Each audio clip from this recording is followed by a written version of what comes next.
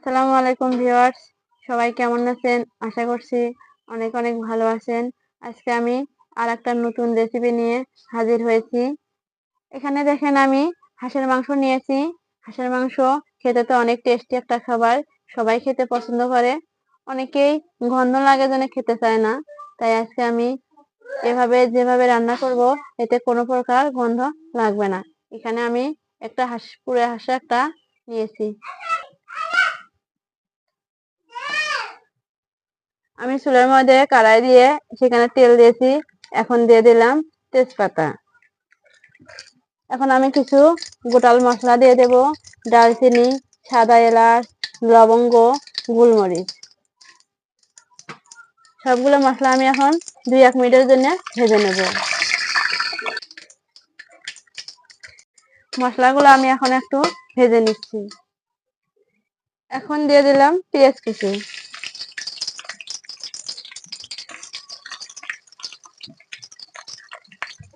পেঁয়াজটা আমি একটু ভাজা ভাজা করে নেব।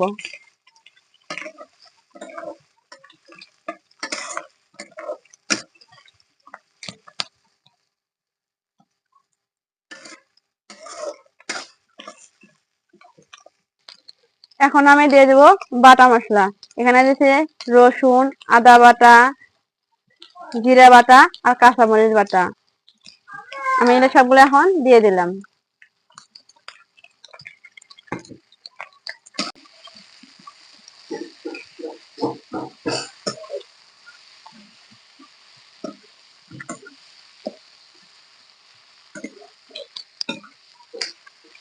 এখন আমি দিয়ে দেব শুকনো মশলা, লবণ, হলুদ, শুকনো মরিচের গুঁড়া আর ধনিয়া গুঁড়া।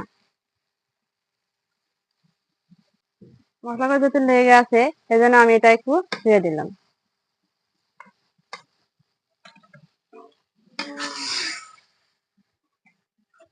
সবগুলো মশলা আমি এখন ভালোভাবে কষে নেব।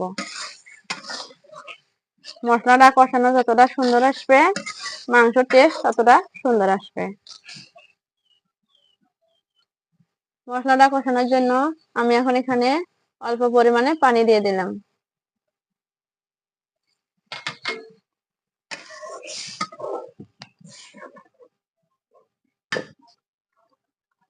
এখন এটা আমি 2-3 মিনিটের জন্য ঢেকে দিলাম। 2 মিনিট পর আমি এখন ঢাকনাটা উঠালাম। দেখেন মশলাটার উপরে তেল ভেসে উঠেছে।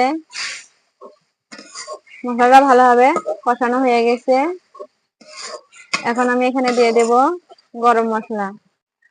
আমি গরম মশলা সবগুলো এখন ভালোভাবে পিষে নিয়ে রেখে দিয়েছিলাম।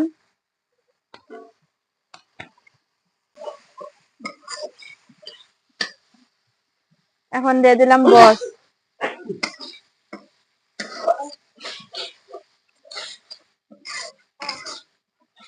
আমি যে আগে যে মাংসগুলো ধুয়ে পরিষ্কার করে রেখেছিলাম সেগুলো দিয়ে দিলাম।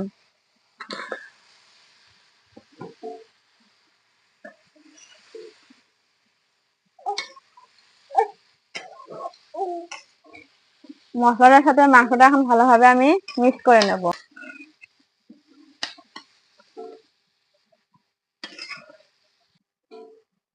দেখেন মশলার মাংসটা ভালোভাবে মিক্সড হয়ে গেছে। এখন আবারও আমি 5 মিনিটের জন্য এটা ঢেকে দেব।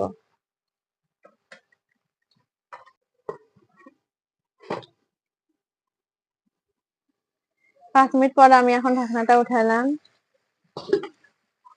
দেখেন মাংসটা থেকে কতটা পানি বের হয়েছে।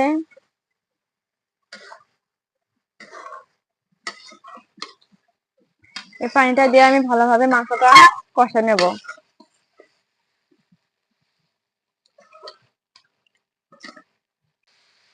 দেখেন মাংসটা এখন আমার কষানো হয়ে গেছে। এখানে আমি কোনো প্রকার পানি দেইনি। হাঁসের যে পানিতে বের হয়েছিল ওই পানিটা দিয়ে আমি মাংসটা কষে নিলাম। এখন আমি পানি দিয়ে দেব।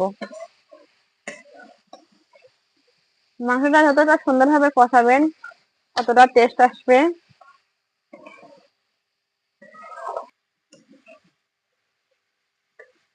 এখন আমি মাংসের মধ্যে পানি দিয়ে দেব। দেখেন কতটা সুন্দর কালার এসে গেছে।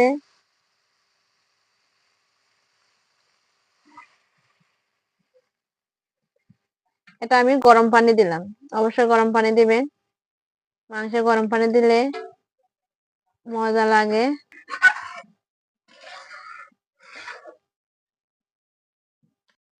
দেখেন আমি উপর ভাসানি পানি দিলাম না, মাংসগুলো যেন নিচে থাকে এই সাইজের পানি দিয়ে দিলাম। এখন এটা আমি ঢেকে দেব 15 মিনিটের জন্য। এখন আমি 15 মিনিট পর ঢাকনাটা উঠাইলাম। দেখেন মাংসের কতটা সুন্দর কালার এসেছে। এখন আমি দিয়ে দেবো এখানে রসুনের কোয়া। এটা দিলে মাংসটার অনেক ফ্লেভার সুন্দর আসে।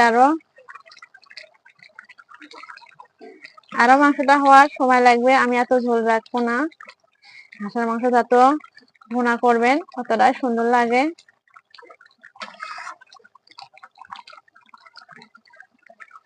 এখন আমি এখানে ভাজা জিরা গুঁড়া দিলাম, দিয়ে মাংসটা এখন আমি দমে রাখবো 10 মিনিট।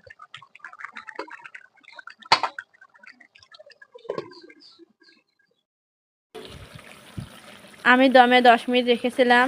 দেখেন এখন হাঁসের মাংস এখন রান্না আমার শেষ হয়েছে। দেখেন কতটা সুন্দর কালার এসেছে। আজকের রেসিপি এখানে শেষ। দেখা হবে অন্য কোনো রেসিপিতে। ধন্যবাদ সবাই, ভালো থাকবেন। খোদা হাফেজ।